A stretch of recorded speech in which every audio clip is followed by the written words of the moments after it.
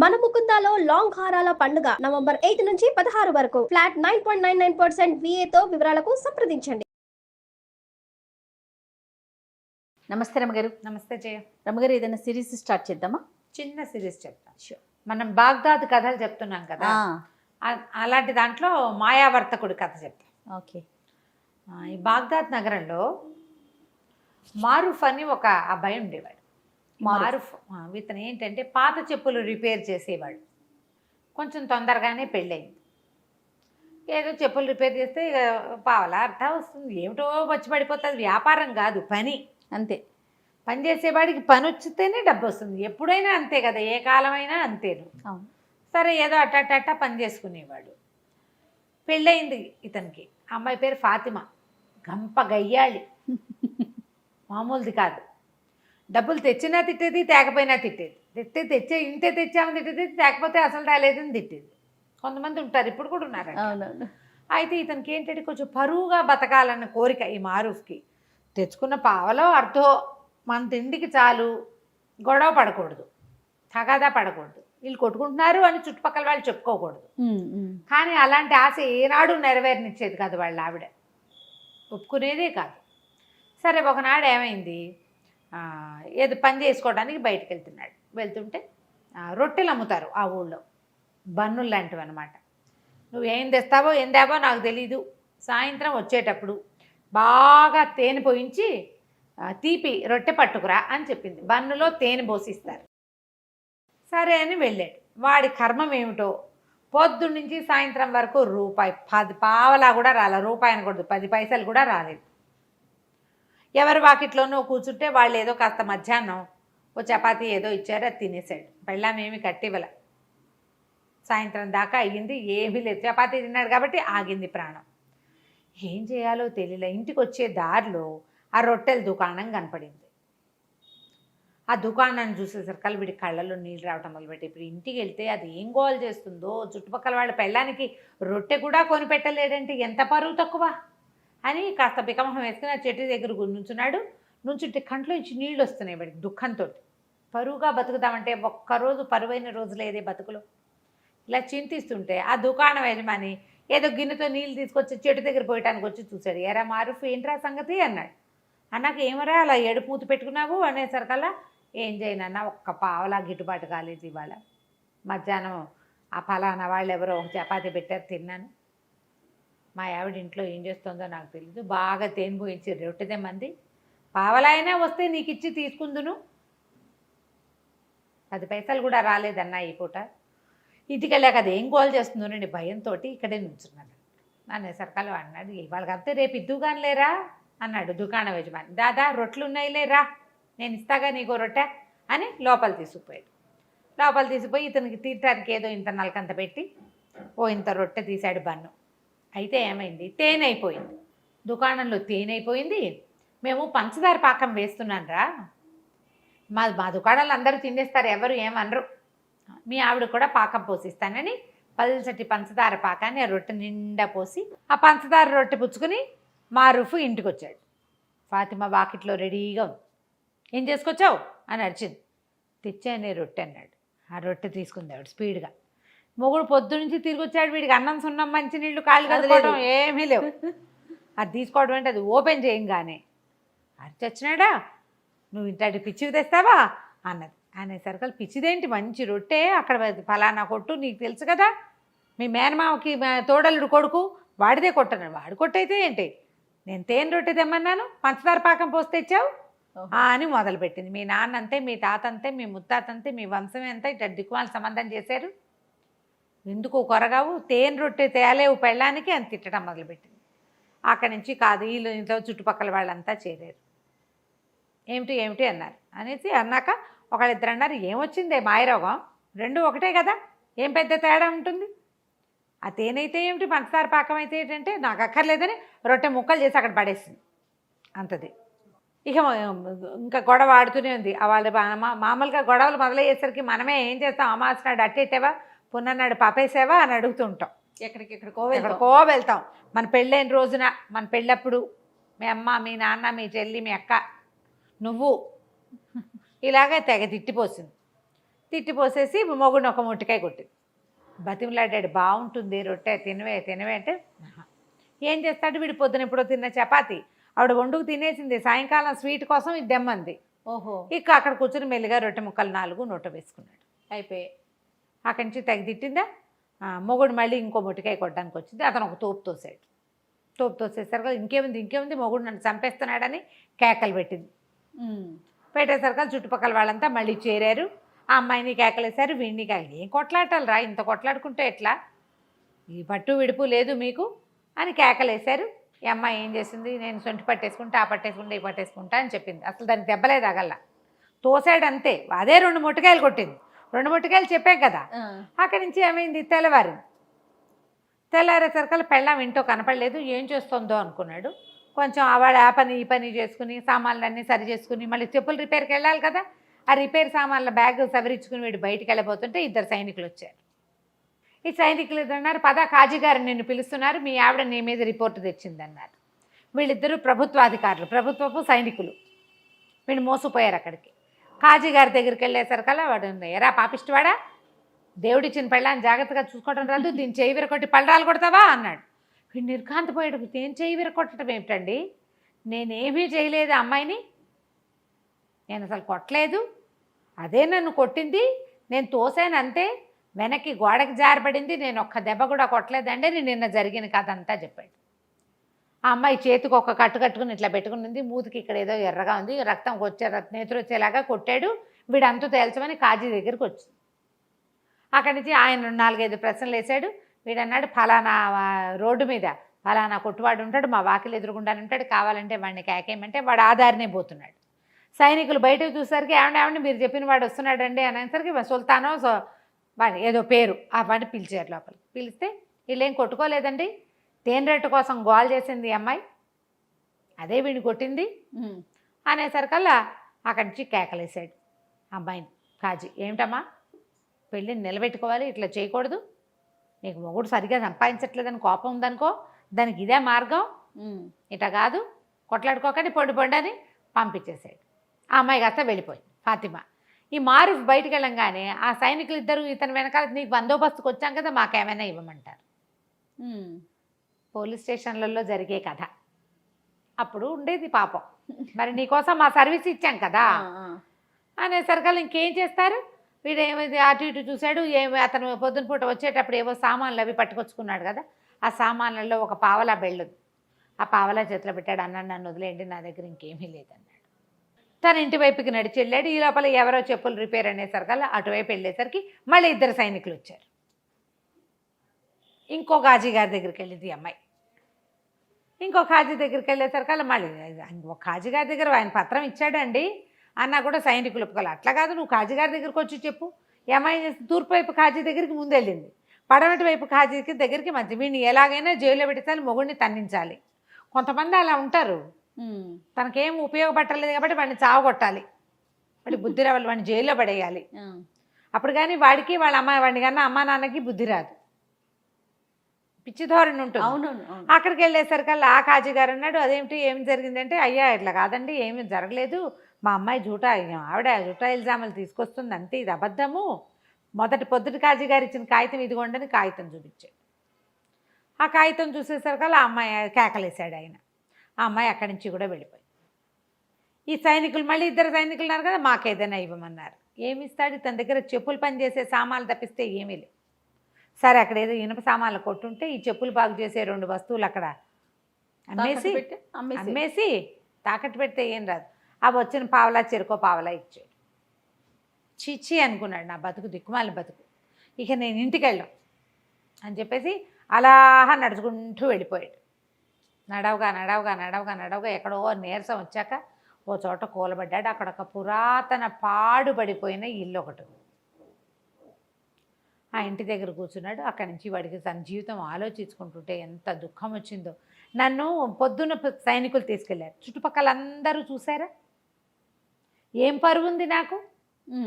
కాజీ ఇంట్లోకి వెళ్తాం, ఆ కాజీ ఇంటి చుట్టుపక్కల వాళ్ళంతా చూసారా, అక్కడ కూడా నేను కాజీ ఇళ్ళు పుచ్చుకు తిరుగుతానంటే ఏదో వ్యాజ్యానికి వచ్చాననే కదా చెప్పుకుంటారు. 2 చోట్ల పరుగు పోయింది తెల్లవారి పొద్దున్నే. పోనీ అక్కడి నుంచి యువతలకు వచ్చి ఎక్కడో పని చేసుకుంటుంటే మళ్ళీ అక్కడికి 2 సైనికులు వచ్చారు. మళ్ళీ ఈసారి తూర్పు కాజీ అయ్యాక పడమటి కాజీ దగ్గరికి వెళ్ళా. పని చేసుకునే చోట పరువు పోయింది, కాజీ గారింటి దగ్గర పరువు పోయింది. పరువుగా బతకడానికి అవకాశం ఇవ్వట్లేదే ప్రభువు మనకి, అలా అవకాశం ఇవ్వట్లేదని పెద్ద పెట్టున ఏడవటం మొదలుపెట్టాడు. ఏడుస్తుండే సరకాల ఒక భారీ కాయంతో ఉన్న ఒకడు వచ్చాడు. ఎవరినైనా ఎందుకు నాయనా ఏడుస్తున్నావు అంటే నేనేం చెప్పను, నువ్వెవరు అన్నాడు. నేను ఎప్పుడో 300 ఏళ్ల క్రితం చచ్చిపోయా. ఈ ఇల్లు నాది అప్పుడు 300 ఏళ్ల క్రితం. ఆ ఇంటి మీద ఆశ చావక నేను ఇక్కడే బతుకుతున్నా. ఇల్లు పాడుపడిపోయింది క్రమంగా, నేను ఇక్కడే ఉంటా. ఎవరు ఇక్కడికి వచ్చి ఏడ్చినవాడు, అడిగినవాడు, పెట్టినవాడు లేడు. అంటే నీకు ఈ చెప్పుకుని ఏం ఇది ఉపయోగం, ఆరుస్తావా తీరుస్తావంటే ఆర్చగలను, తీర్చగలను, నీకేం కావాలో చెప్పు అంటే ఎక్కడికైనా సరే నేను హాయిగా బతకడానికి ఒక ప్రదేశం కావాలి, నాకు పరువుగా బతకాలి, నేను ఎక్కడికైనా తీసుకెళ్ళి అంటే నగరంలో దింపుతానన్నాడు. బాగ్దాద్ వద్దు, బాగ్దాద్ నగరంలో తూర్పున నా పరువు పోయింది, పడమట్న నా పరువు పోయింది, నేను బతకలేను అంటే ఆయన ఏమన్నాడు, సరే నా వీటి మీద కూర్చో, నిన్ను నేను తీసుకెళ్తానని చెప్పేసి తీసుకెళ్ళిపోయాడు. ఎక్కడికో తీసుకెళ్ళి ఒక ఊళ్ళో వదిలిపెట్టాడు. తెల్లవారేసరికి అక్కడ ప్రత్యక్షం అయిపోయాడు. రాత్రి ఎక్కాడు, తెల్లారేసరికి ప్రత్యక్షం అయిపోయాడు. ఆ భూతం కాస్త వెళ్ళిపోయింది అవతలకి. వీడు ఆ నగరంలో చూస్తే వాళ్ళు ఎవ్వరూ మనలాంటి బట్టల వాళ్ళు కాదు, మనలాంటి వ్యవహారం కాదు, అదేదో వేరే ప్లేస్. సరే వీడు నడవటం మొదలుపెట్టాడు. వారా వీరా అందరూ అడుగుతున్నారు, ఏ ఊరు, నువ్వేం వ్యాపారం చేస్తావు, నీకేమొచ్చు, నీకేం చేస్తావు, అది ఇది, మీదే ఊరు అంటే ఇతను ఏం చెప్పాడు, బాగ్దాద్ అని చెప్పాడు. బాగ్దాద్ నుంచి ఎప్పుడు బయలుదేరావు అని అడిగారు. అడిగితే నిన్న రాత్రే అన్నాడు. అనగానే పక్క నవ్వారు. ఏమిటి బాగ్దాద్ ఇక్కడికి ఎంత దూరమో తెలుసా, బళ్ళ మీద వచ్చినా 1 ఏడాది పడుతుంది. ఇక్కడి నుంచి వ్యాపారానికి వెళ్ళే వాళ్ళు ఉంటారు, సంవత్సరం పడుతుంది అక్కడికి వెళ్ళటానికి. రాత్రికి రాత్రే ఎలా వస్తావు, మతిగాని పోయిందా నీకు, పిచ్చివాడని అందరు నవ్వుతున్నారు. అయితే ఆ సమయంలో ఒక ఆయన అక్కడికి వచ్చాడు, ఒక వ్యాపారస్తుడు. చూసి ఎవరు ఏమిటి అని అడిగి మిగిలిన వాళ్ళందరికీ కేకలేశారు. ఏంటి పై ఊరు నుంచి ఎవడో వస్తే ఆయన ఏం నిద్ర సరిగ్గా లేదో, అందుకని ఏదో తీర్పుమరుపుగా చెప్తున్నాడు, నేను మాట్లాడతాను, మీరంతా పొండి అని అందరినీ కేకలేసి అతన్ని తీసుకొచ్చాడు. తనతో పాటు ఓ సావడి లాంటి చోట కూర్చోబెట్టాడు. ఆ చావట్లో భోజనశాల ఒకటి ఉంది వెనకాల. వాళ్ళని కేకేస్తే వాళ్ళు వేడి తేనీరు 2 రొట్టెలు పట్టుకొచ్చారు. చేరుకో 2 రొట్టెలు తిన్నారు, టీ తాగారు. టీ తాగాక అతను అడిగాడు, ఏ ఊరు మీది, ఎవరు ఏమిటి అంటే బాగ్దాద్ నగరం, ఇట్లా పరుగు పోయిందని నేను ఊరు నగరపు చివరిలో శివార్లలో ఉన్న ఒక పాత ఇంట్లో పడుకుని ఏడుస్తుంటే ఓ భూతాన్ని నన్ను ఇక్కడ దింపిందంటే ఆయన ఆశ్చర్యపోయాడు. అవునా అనేసి బాగ్దాద్ నగరంలో మీది ఏ ఊరు, ఏ ప్లేసు అన్నాడు. ఎర్రవీధి అంటారు దాన్ని, లాల్ బజార్ అనమాట. ఎర్రవీధి అండి అంటే ఆ ఎర్రవీధిలో ఎన్నో ఇల్లు మీద అన్నాడు, ఫలానా ఇల్లు అన్నాడు. అక్కడ అత్తర్ సాహిబ్ ఒక ఆయన ఉండాలి కదా, అత్తర్ల వ్యాపారం చేసేవాడు ఆయన ఉన్నాడా అన్నాడు. ఉన్నాడు. ఎంతమంది పిల్లలు, ఆయనకు 3 కొడుకులు, ఏం చేస్తున్నారన్నాడు. పెద్ద అతనేమో మదరసాలో టీచరు, రెండో అతను దర్జీ, మూడో వాడు చిన్నప్పుడే లేచకపోయాడు, చిన్నప్పుడే వెళ్ళిపోయాడు. నా వయసు వాడే, కాస్త 1 ఏడాది 2 ఏళ్ళు పెద్దవాడు. మేమిద్దరం చిన్నప్పుడు కలిసి ఆడుకునేవాళ్ళం. వాళ్ళ ఇంట్లో నుంచి అత్తర సీసాలు తెచ్చి ఇచ్చేవాడు మా ఇంటికి. మా ఇంట్లో వాడు ఇచ్చిన అత్తర సీసా ఇంకా నా దగ్గర ఉంది. వాడు చాలా మంచివాడు, నా చిన్నప్పటి స్నేహితుడు. అంటే వాడు బాగా నడిచాడు ఆ వ్యాపారస్తుడు. నేనేరా నాయన ఆలీ వాడి పేరు, నేనే ఆలీని. నేను చాలా కష్టాలు పడ్డాను. మా చిన్నప్పుడు వాళ్ళ నాన్న కొడితే ఇంట్లో నుంచి లేచక్కపోయాడు. ఆ లేచక్కపోయిన వాడు అలా తిరుగుతూ ఈ నగరానికి చేరాడు. చేరి ఇక్కడ ఉండిపోయాను, ఇక్కడ స్థిరపడ్డాను, వ్యాపారం చేసుకుంటున్నాను, నువ్వు ఒక పంచి. ఇక్కడ ఏంటంటే ఇదంతా వ్యాపారస్తుల కోడళ్ళు ఇవి, ఇక్కడంతా వ్యాపారస్తుల పేరు గొప్పే నడుస్తుంది. నేను నీకు ఒక కంచరగాడిదని ఇస్తా, డబ్బులు ఇస్తా, వ్యాపారస్తుడు అన్న సినిమా ఇవ్వాలి వీళ్ళకి. నువ్వు ఎవ్వరేది అడిగినా సరే మా దగ్గర ఉన్నాయి, బిడార్లో వస్తుందని చెప్పు, దానం చేయి ప్రతి వాళ్ళకి, సరేనా అన్నాడు.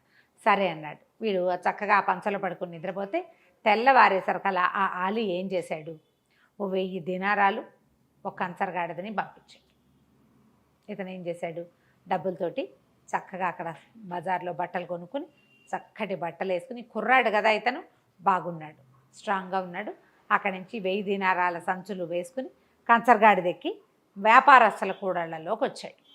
చక్కగా దగదగాయమానంగా మంచి బట్టలు వేసుకుని ఉన్న వాడిని చూసేసరికల్లా ఎవరు అక్కడ ఏంటంటే ఇలా కొత్తగా పై ఊళ్ళ నుంచి వచ్చిన వాళ్ళ వేషం తెలిసిపోతుంది, మొహము భాష కూడా. మీ దగ్గర ఏమున్నాయి వస్తువులు అని, వస్తువులు కొనుక్కోవటం కోసం అనమాట. మీ దగ్గర ఏమున్నాయి, అవి ఉన్నాయా, ఇవి ఉన్నాయా, మీకు పట్టు వస్త్రాలు ఉన్నాయా, మీ దగ్గర సుగంధ ద్రవ్యాలు ఉన్నాయా, అక్కడి నుంచి ఏమో ఇవి ఉంటాయి కదా మన మిరియాలు, అవి స్పైసెస్ అవి ఉన్నాయా, ఇవి ఉన్నాయి. ఓహో బేళ్ళు ఉన్నాయి, కొల్లలు ఉన్నాయి, నా దగ్గర అవి ఉన్నాయి, నా దగ్గర ఇవి ఉన్నాయని చెప్పాడు. వాళ్ళు ఏది అడిగితే అది ఉందంటాడు. అక్కడి నుంచి ఒక ముష్టివాడు ఎవడో వస్తే ఇట్లా బ్యాగులో చేయి పెట్టి ఒక గుప్పెడు డబ్బులు తీసి ఇచ్చాడు. వీళ్ళు ఆశ్చర్యపోయి పెడుతుంపదేగా భలే ఇస్తున్నాడే అని ఆశ్చర్యపోయారు. అక్కడి నుంచి మసీదు వేళ అయింది, మధ్యాహ్నం ప్రార్థన సమయం అవుతుంది కదా. ప్రార్థనా సమయంలో ఏం చేశారు, అందరూ ప్రార్థనకు రండి హుజూర్ మీరు కూడా అని ఈయన కూడా తీసుకుపోయారు. లోపలికి వెళ్ళి ప్రార్థన చేసిన తర్వాత ఈ సంచిలో చేయి పెడతాడు, ఓ గుప్పెడిటు ఓ గుప్పెడిటు ఓ గుప్పెడిటు ఓ గుప్పెడిటు చెప్పని దానం చేసేస్తున్నాడు. ఆశ్చర్యపోయారు. సరే భోజనశాలకు తీసుకుపోయారు. ఇవాళ భోజనం నా ఖర్చు అని అందరికీ భోజనం 100 దీనారాలు పెట్టి భోజనం పెట్టించేశాడు. చాలా ఆశ్చర్యపోయారు. ఆశ్చర్యపోయి ఎప్పుడు వస్తుంది మీ బిడారు ఏమిటంటే, వస్తుంది, నేను ముందు వచ్చేసాను, చాలా సామాన్లు ఉన్నాయి, 500కి పైగా గాడిదలు, అవన్నీ రావాలి. బిడారు వచ్చాక మీకు ఎవరికి ఏది అంటే వ్యాపారస్తులు బిడారంటే రావాలి కదా, ఒక సమూహంగా కొన్ని వందల బళ్ళు కలిసి వస్తాయి. నేను తొందరగా వచ్చేసాను, అవన్నీ ఏర్పరిచి నేను వచ్చేసాను అన్నాడు. అక్కడి నుంచి దానం అన్నాయి. ఇక్కడ చాలామంది ఉన్నారు బిచ్చగలు. ఈ లోపల ఒక ముసలి బిచ్చగత్తకి దానం చేస్తే ఆ బిచ్చగత్త పోయి ఎవరికో చెప్పింది. ఓ 25 మంది వచ్చారు. వాళ్ళందరినీ చూసారు కదా, అయ్యయ్యో సమయానికి డబ్బులు లేవే, నేను బిడార్లో ఉండిపోయిందంతా, నేను 1000-1200 తెచ్చాను అంతే అనగానే వ్యాపారస్తులను దాందేముందండి, మీకు కావాలంటే అప్పు పెడతాం మేము అని చెప్పేసి తలా ఒక 1000 దీనారాలు అప్పిచ్చారు. ఓహో, ఈయనకి బిడార్ వస్తుంది కదా, ఆ బిడార్లో సరుకు వచ్చినప్పుడు తీసుకుంటాము. ఇక అక్కడి నుంచి దానాలు దానాలు దానాలు చేసేయటం మొదలుపెట్టాడు విపరీతంగా. ఎవరేవిస్తే డబ్బు ఇచ్చారంటే ఎవరో ఒకళ్ళకి ముష్టి వాళ్ళకి ఇచ్చేస్తాడు. ప్రజలు వీళ్ళంతా ఆశ్చర్యపోతున్నారు. క్రమంగా రోజులు గడిచే కొద్దికి ఆ బిడార్ వచ్చే జాడలేదు, వీడికేమో అప్పు పెరిగిపోతుంది. డబ్బులు అయిపోయినాయి ఇవ్వండి అంటాడు. వాడికి పరువుగా ఉండాలి, వాడి కోరిక అది. పరువు అంటే దాన ధర్మాలు అలాంటివి చేస్తూ ఉండాలి. బా ఎంత గొప్ప అనుకోవాలి, తన సొమ్ము కాదు మళ్ళీ. అలాగే చేశాడు. చేయగా చేయగా చేయగా చేయగా చేయగా రోజులు గడిచేసరికి వ్యాపారస్తులకు భయం పట్టుకుంది. 60,000 దినారాలు అప్పు పడ్డాడు వాడు. వాడు మాత్రం హుందాగానే ఉన్నాడు, హుందాతనానికి ఏమీ లోట్లేదు. అది వచ్చాక ఇస్తాను అంటాడు. అయితే అందరూ అలీకి చెప్పారు, నువ్వు నీ పరిచయస్తుడని చెప్పావు, నీ పరిచయస్తుడన్నావు, మరి ఇతనేమో ఇట్లా అప్పులు పెట్టేసేసాడు అనేసరికల్ అతను పరిగెత్తుకుంటూ వచ్చాడు. అలీ, ఊరి నీ దానాలు మండ, నీ గొప్ప పాడుగాను ఇట్లా చేసేవేమిట్రా నాయనా, ఈ అప్పంతా ఎట్లా తీరుస్తావు, ఇంత అప్పు ఎట్లా కుదురుతుంది, ఇది చాలా పొరపాటు, ఏదో ఒకటి చేసి తప్పించుకో ఇక్కడి నుంచి. ఇప్పుడు అలీ చెప్పలేడు, ఎందుకంటే ఇతను చాలా గొప్పవాడని, తను చాలా అద్భుతమైన వ్యక్తి అని మొదట్లో వాళ్ళందరికీ చెప్పాడు ఇతను. అతని భరోసా మీద వీళ్ళు అప్పిచ్చారు. ఇప్పుడు భరోసా పోయింది, వీడి గొప్పతనం అవుతుందో లేదో తెలీదు. దాంతో చాలా భయం పట్టుకుంది వీడికి అలీకి. చెప్తే సరే ఇతను ఏమన్నాడు, ఏం పర్వాలేదు, ఏదైతే అది అవుతుందో చూసుకుందామన్నాడు. ఏం చేశాడో చూద్దాం మనం మళ్ళీ. ఓకే, కానీ వాడి ధైర్యానికి చూడండి. కొంతమంది ఉంటారు కదా రమ్మగారు, అసలు ఆలోచించారు. అదే మరి. రైట్, నెక్స్ట్ ఎపిసోడ్ చూద్దాం మరి. అలాగే. నమస్తే అండి. నమస్తే జయ. నమస్తే రమ్మగారు. నమస్తే జయ. రమ్మగారు, మనం మాయావర్తకుడు ఈ సిరీస్ చెప్పుకుంటున్నాం కదా, నెక్స్ట్ భాగంలోకి వెళ్దామా? రెండో భాగం. మారూఫ్ బోళ్ళని అప్పులు చేసేసుకున్నాడు. 60,000 దినారాలు అప్పుపడ్డాడు. ఈ 60,000 దినారాలు అప్పుపడినటువంటి ఈ మాయావర్తకుడు సంగతి ఆ ప్రాంతపు నవాబు గారికి తెలిసింది. ఆయన ఆశ్చర్యపోయాడు. అంత డబ్బు ఉందా, అంత పెద్ద బిడారుందా, వాడిని నమ్మి ఇచ్చారంటే ఉండే ఉంటుంది అని ఆయనకి ఏంటంటే ఈ సుల్తాన్కి కొంచెం పిసినారు వాడు. ఆయన డబ్బు ఖర్చు పెట్టడం పెద్దగా ఇష్టం ఉండదు. కూతురికి పెళ్లి చేయలే ఆయన. ఎవరికైనా ఏమైనా ఇచ్చి పెళ్లి చేయకుండా ఎవరి దగ్గర నుంచి ఏమైనా పుచ్చుకుని చేద్దామంటూ అనుకుంటున్నాడు. ఓహో, అలాంటి ధోరణి ఉన్నవాడు. అయితే ఆయన తన వజీర్ని అడిగాడు, వాడెవడో అంత బ్రహ్మాండ నాయకుడు ఒకడు ఊళ్ళోకి వస్తే వాడిని మనకు పరిచయం చేయొద్దు, వాడి దగ్గర చాలా సంపద ఉంటే మన పిల్లని ఇచ్చి పెళ్లి చేద్దాం అన్నాడు. అనగానే వజీర్ నిర్ఘాంతపోయాడు. అదేమిటి, అప్పు పెడుతున్న వాడికి, అప్పులు పుట్టించుకుంటున్న వాడికి ఇచ్చే పెళ్లి చేస్తారు పిల్లని, చూద్దాం అనుకున్నాడు. అన్నీ వాకప్ చేశాడు. మరి పెళ్లి సంబంధం అంటే వాకప్ చేసుకోవద్దు. వాకప్ చేసిన తర్వాత ఏమన్నాడు, వాడి బిడారు దరిదాపుల్లో లేదు, వాడిని గుర్తుపట్టిన వాడు ఆ అలీ అన్నవాడు. మొదట వీళ్ళ నాన్న ఫలానాది, వీళ్ళు చాలా గొప్పవాళ్ళు అని చెప్పాడు. వాడికి కూడా వీడు బాకీ పడ్డాడు. ఆ అలీకి కూడా బాకీ పడ్డాడు. ఊళ్ళో వర్తకులందరూ ఎలాగో వీడి దగ్గర నుంచి సరుకుల్లో సామాన్లో తీసుకోవచ్చు అన్న ఉద్దేశంతో అప్పులు పెట్టారు. 60,000 దినారాల అప్పు ఉంది. అంత అప్పుల్లో ఉన్నవాడికి పిల్లనెట్టా ఇస్తామండి, అట పనికిరాదన్నాడు. ఎట్లా ఇస్తాం? అవును కదా. అనగానే రాజు కొళ్ళు వండిపోయింది ఆ సుల్తాన్కి.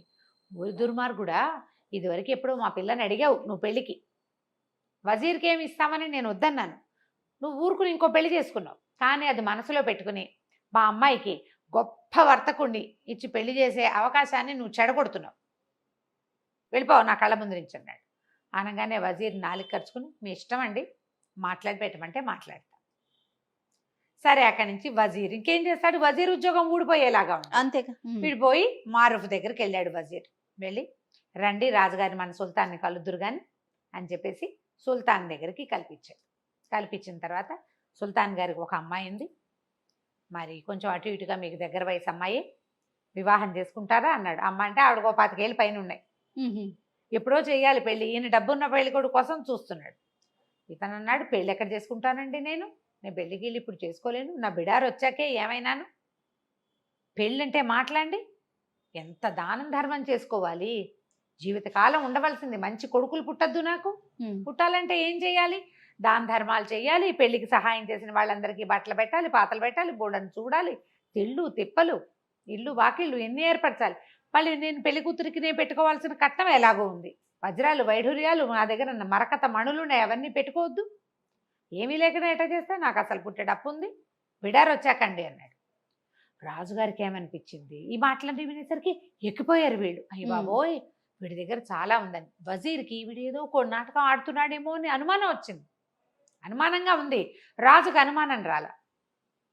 వాడు పద్మరాగాలు, మరకతాలు, పచ్చలు, వైఢూర్యాలు, కెంపులు అంటున్నాడు. అంటే అవన్నీ పేర్లు మామూలు వాళ్ళకి ఎలా తెలుస్తాయి, వాటితో ఆడుకునే వాడికి అర్థమవుతాయి.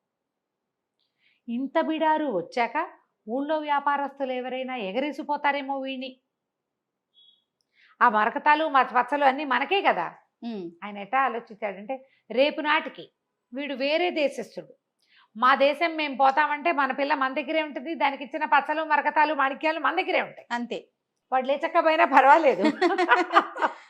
ఇట్లా ఆలోచించి ఏమైనా సరే పెళ్లి కుదర్చాల్సిందే, దానాలు ధర్మాలకి ఏముంది, చేసుకోమను మనం ఇద్దాం. ఆయన పెళ్లి కుమారుడు చేసుకోదలుచుకున్న దాన ధర్మాలకి వేటికి అడ్డం లేకుండా పోసేయండి, డబ్బులు మనతో ఉన్న బొక్కసం అంతా ఆయనకి ఇచ్చేసేయండి, ఆయన పిల్లకి ఏం పెట్టుకోదలుచుకున్నాడో అవన్నీ పెట్టుకోమనండి. అంటే డబ్బులుగా వస్తువులు ప్రత్యేకాలని చెప్తున్నాడు చూడు, బిడారు వచ్చాకే పెడతాడు, అమ్మాయికి చెప్తాం ఆ మాట. అక్కడ ఏంటంటే స్త్రీధనం ఇచ్చి పెళ్లి చేసుకునే విధానము ఈ జాతుల్లో బహుశా ఉన్నది, ఆ కథలో అట్లా కనపడుతుంది. స్త్రీధనం ఇవ్వాలంటే అమ్మాయికి ఒక 25,000 దినారాలు, అమ్మాయి ఒక బొక్కసం ఉంటుంది ప్రత్యేకంగా వాళ్ళకి, బొక్కసం అంటే ధనాగారం అనమాట, ఓ బాక్సులో పోసి ఇస్తారు. అది ఆ అమ్మాయికి రేపొద్దున సేఫ్టీ, వీడు వదిలేసి వెళ్ళిపోయినా ఏదైనా అయినా ఆ డబ్బు ఆ అమ్మాయిది. దానికి ఉర్దూలో ఒక ఖచ్చితమైన పేరుంది, ఇప్పుడు సడన్ నిన్న గుర్తుంది, వాళ్ళ జ్ఞాపకం రావట్లేదు. ఇప్పుడు పెళ్లిళ్లలో కూడా ఉందిట, అమ్మాయికి ఇవ్వటం ప్రత్యేకంగా ఉన్నది. కొన్ని కుటుంబాల్లో ఖచ్చితంగా అమ్మాయికి స్త్రీధనం పుట్టింటి వాళ్ళు కాదు, కాబోయే భర్తే ఇంత ఇస్తాము అని చెప్తారు, అదే ఆ అమ్మాయిదే. బాగుంది, ఆచారం అయితే చాలా బాగుంది కదా. అయితే ఏమైంది, ఒప్పుకున్నాక ఇక మన మారూఫ్కి పెళ్లి కుమారుడు అయ్యాడమ్మా, మామూలుగా కాదు, బ్రహ్మాండంగా పెళ్లి కుమారుడయ్యి పందిళ్ళు వేసిన వాడి దగ్గర నుంచి వడ్డిచ్చిన వాడి వరకు, వజీర్ నుంచి హెల్పర్ కుర్రవాడి వరకు అందరికి వస్త్ర సముదాయం బహుకరించాడు. పెళ్లి కుమార్తెకి 50,000 దినారాలు చదివించాడు, 5 రోజులు విందు చేయించాడు, అన్ని మంగారు డబ్బులతోటి, మామగారివే డబ్బు, మనకి లేవు కదా, లేవు. సరే పెళ్ళైపోయాక అంతా హడావిడంతా సర్దుమణిగింది. సరే అమ్మాయిని అబ్బాయిని కలిపారు. మారూఫ్ ఆల్రెడీ మ్యారీడ్ కదా, ఇంతకుముందే పెళ్ళైన వాడు, చక్కగా రాజకుమార్తె కొంచెం వయసున్న అమ్మాయి, చిన్న అమ్మాయి కాదు, చాలా కులాసాగా ఉన్నారు. కాకపోతే మారూఫ్ ఏం చేశాడంటే తొలి రోజు రాత్రే భార్యకి మొత్తం విషయం చెప్పేశాడు. ఆమె పక్క నవ్వింది, మా నాన్నకి ఈ శాస్త్రి కావాల్సిందే అంది. ఇలాంటి మోసం భలే ఉంది, మోసం ఇంత మాయా అని. పోన్లేండి మా నాన్న అడిగేదాకా మాట్లాడకండి, మనం కులసాగా ఉందా ఉంది. హాయిగా మొగుడు పెళ్ళాం ఎదురు చిలకా గోరింకాలే రాజుగారి ఇంట్లో ఉన్నారు. రోజులు గడుస్తున్నాయి, బిడారు పత్తా లేదు. రాజుగారికి టెన్షన్ పడి వెళ్ళింది, వీళ్ళ బొకసంతా ఖాళీ అయిపోయింది. అక్కడి నుంచి రోజువారీ అల్లుడు గారికి అలవాటైన అవి ఉన్నాయి కదా, దాన ధర్మాలు. మసీదుకి వెళ్తే దానం చేయాలి, ప్రార్థనకి వెళ్తే చేయాలి, చాపేసిన వాడికి ఇవ్వాలి, టోపీ పెట్టిన వాడికి ఇవ్వాలి, ఇచ్చేస్తున్నాడు. రాజుగారి బొక్కసం అంతా ఖాళీ అయిపోయింది. అవి లేవు, ఇవి రావు. ఇక వజీర్ని పీడించడం మొదలుపెట్టాడు. వజీర్ కాస్త, మహాప్రభు మీరు అడక్కండి, వీడు దొంగ గ్యారంటీగా. మా వర్తకుడు అంటే వర్తకుడు కదా, వీడు మాయావర్తకుడు, వీడు మాయవాడు, వీడిని నమ్మడానికి వీల్లేదు. మీ అమ్మాయి వాడితో కాపురం చేస్తుంది, ఆ అమ్మాయితోటి అడిగించండి అనేసరికల్లా సుల్తాన్ గారు పరిగెత్తుకుంటూ కూతురు దగ్గరికి వచ్చి, అమ్మాయి ఇగో ఇట్లా ఉంది పరిస్థితి, మీ ఆయన అడుగు బిడారు ఎప్పటికి వస్తుందో అంటే, ఆ రోజు రాత్రి భర్తకు చెప్పింది, నా మాట వినండి, మరి మీకు నా దగ్గర ఒక 50,000 ఉన్నాయి, మీరు ఇచ్చింది కాదు, నా దగ్గర ఉన్నాయి. ఆ అమ్మాయి జమ చేసుకుంది, వాళ్ళు వీళ్ళు ఇచ్చిన డబ్బులు, ఏదైనా తండ్రి ఏదైనా బర్త్డేలకు ఇచ్చింది, ఆ అమ్మాయి ఖర్చులకు ఇచ్చినవి అవన్నీ పక్కకేసి పెట్టుకుంది. మీరు ఇచ్చిన బాక్స్ బాళంగా బాక్స్ అట్లాగే ఉంది, అది ముట్టుకోరట, ఖర్చు కూడా పెట్టట్టు దాన్ని, ఇస్తాను ఇవి పుచ్చుకుని వెళ్ళిపోండి, ఎక్కడో చోట బతకండి, వస్తాడని చెప్తా మా నాన్నకి. కొద్ది రోజుల వరకు నువ్వు వస్తావు, బిడార్ కోసం వెళ్ళాడు వస్తాడు అంటే ఓ 4 రోజులు ఆగుతాడు కదా, ఆ నెలలో నువ్వు నీ దేశం చేరిపోతావు, ఏదో ఒక దేశం చేరిపోయి ఏదైనా చిన్న వర్తకం చేసుకుని బతకండి అని చెప్పేసి సరే ఇతను 50,000 దినారాలు పుచ్చుకుని ఏం చేస్తాడు, అయ్యో ఇంత చక్కటి భార్య, ఇంతకుముందు రాకాసి మొహంది అది, ఇంతకుముందు ఉన్న భార్య ఏమిటి 3 కాజీల దగ్గరికి తిప్పింది కదా, బోళ్ళంత డబ్బులు, పైగా తనే దెబ్బలు కొట్టుకుని వీడే కొట్టాడు అంటుంది, దుర్మార్గురాలు. దాన్ని వదిలేసి వచ్చినా బాధ లేదు, ఈ అమ్మాయిని ఇంత చక్కటి మనిషిని వదిలిపెట్టాల్సి వస్తుందని చాలా చింతపడ్డాడు. కానీ ఇంకేం చేస్తాడు, 50,000 దినారాలు పుచ్చుకుని ఓ గుర్రాన్ని దేనో సంపాదించి పారిపోయాడు. మర్నాడు పొద్దున మధ్యాహ్నానికి ఓ భోజనాలు అయిన తర్వాత సుల్తాన్ వచ్చి కూతుర్ని అడిగాడు, ఏమిడమ్మా మీ ఆయన ఏమి సమాధానం చెప్పాడంటే, ఏమో నాన్న రాత్రి ఏదో ఉత్తరం వచ్చింది ఆయనకి, ఉత్తరం వస్తే సరే ఇగో బిడారు దారిలో ఉందిట, అక్కడ ఏదో ప్రాబ్లం అయిందిట, బిడారు దొంగలు దోచుకున్నారని రమ్మని కబురు వచ్చింది, మా ఆయన పరిగెత్తుకుంటూ వెళ్ళాడు, మరి అదేదో చూసుకుని వస్తాడు, మీరు కంగారు పడకండి అంది. అనగానే మన వజీర్ అన్నాడు, మహారాజా అయిపోయింది ప్రభు, అయిపోయింది సుల్తాన్ అన్నాడు, వెళ్ళిపోయాడు, ఇక రాడు. మీ కూతురే అబద్ధం చెప్తుందో మీ కూతురికి వాడే అబద్ధం చెప్పాడో నాకు తెలియదు. గ్రహించాడు, ఆయన గ్రహించాడు, సుల్తాన్ గారు గ్రహించట్లా, ఈయన డబ్బు తాపత్రయం కదా, వస్తాడేమో కూతురిని నమ్మాడు ఆయన, 5 ఏళ్ల కూతురు, అదేమన్నా చిన్నపిల్ల, అమ్మాయికి అన్నీ తెలుసు కదా. సరే కొద్ది రోజులు ఆగుదాం అనుకున్నారు, చూద్దాం తర్వాత వాడి కోసం వెతుకుదాం, ఈ లోపల ఖాళీ అయిపోయిన బొక్కసారి నింపే పని చేసుకోవాలి పాపం వాళ్ళు. ఈ మారూఫ్ ఏం చేశాడు, గుర్రం వేసుకుని వెళ్ళాడా, వెళ్ళగా వెళ్ళగా వెళ్ళగా వెళ్ళగా ఒక 2-3 రాత్రులు గడిచినాయి. 4వ నాటి సాయంకాలం ఒక బీడుగా ఉన్న ఒక పంట పొలాల మధ్యలోకి చేరాడు. ఈయన మంచి బట్టలు, మరి నవాబు గారు అల్లుడుగా ఉన్నాడా, చక్కటి గుర్రం చూసి ఆ రైతు మంచినీళ్ళు ఇచ్చాడు.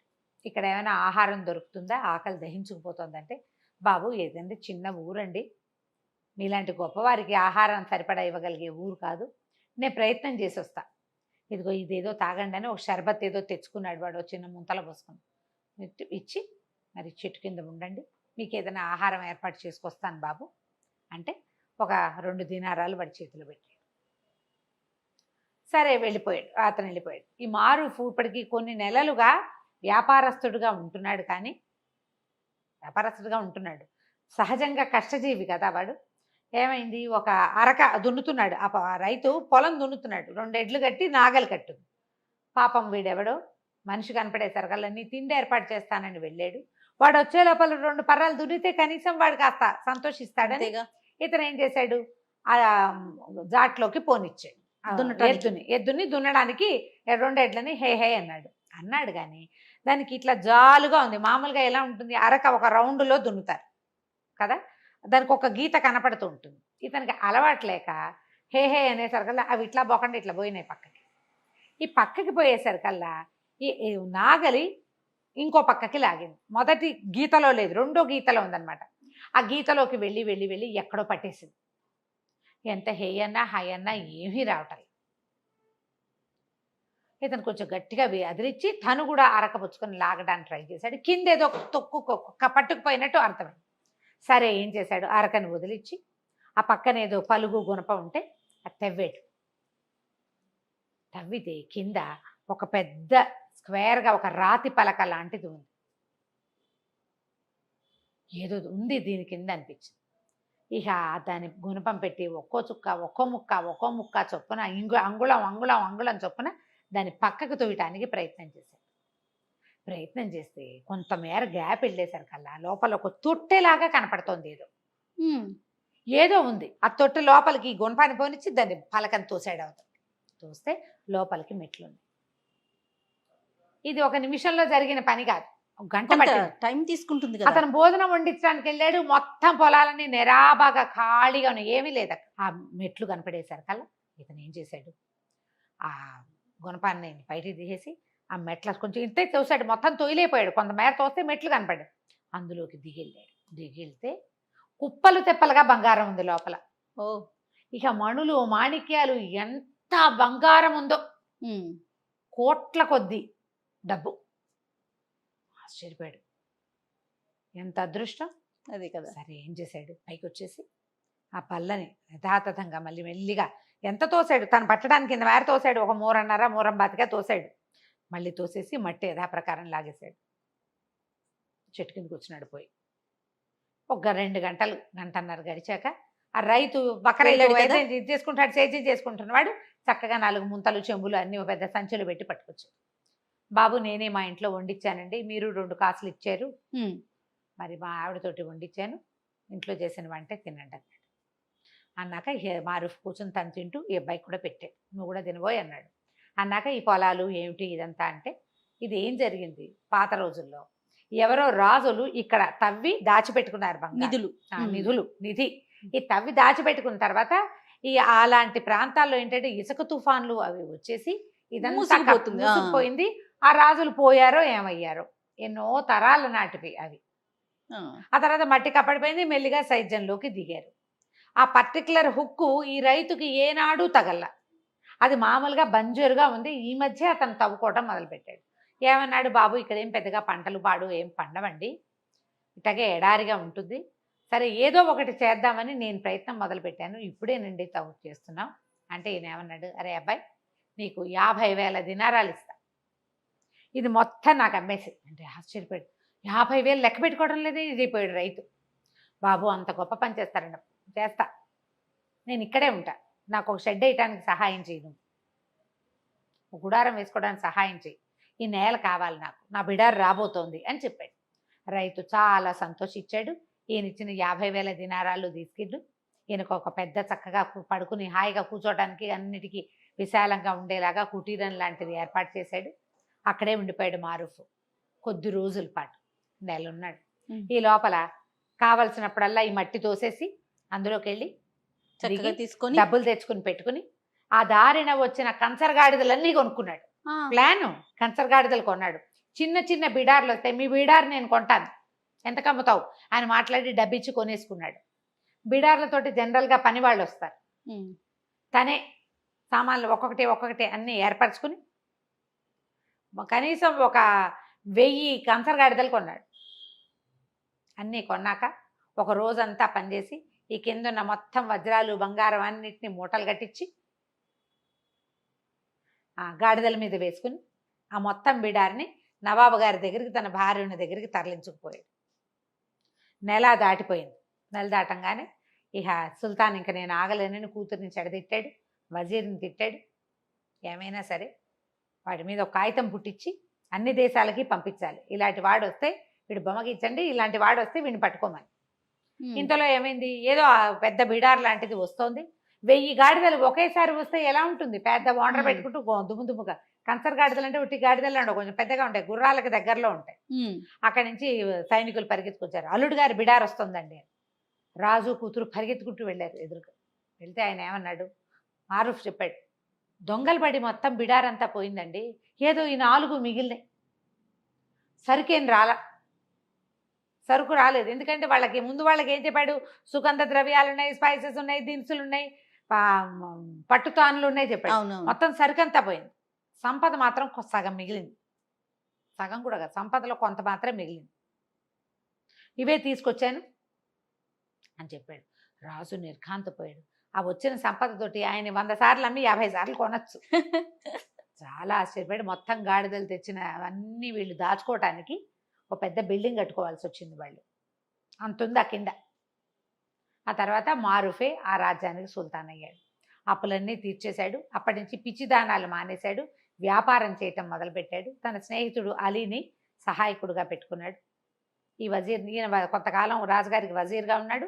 తర్వాత అతనే రాజయ్యాడు. అదృష్టం ఉండటం వల్ల అతనికి ఇట్లా కలిసి వచ్చింది. ఎవరికి కలిసి వస్తాయి అట్లా అదే కదా. కదా. అసలు దొరకటం ఏంటి, ఆ పొలంలో దున్నటం ఏమిటి, దొరకటం ఏమిటి. కాకపోతే అతను డబ్బు వస్తే తను అందరి దగ్గర తీసుకుంది దానం చేయటం వల్లే అతనికి లాభించిందని భావించాడు అనమాట. దానగుణం. కథ కంచికి మనం ఇంటికి. నమస్తే రమ్య గారు. నమస్తే.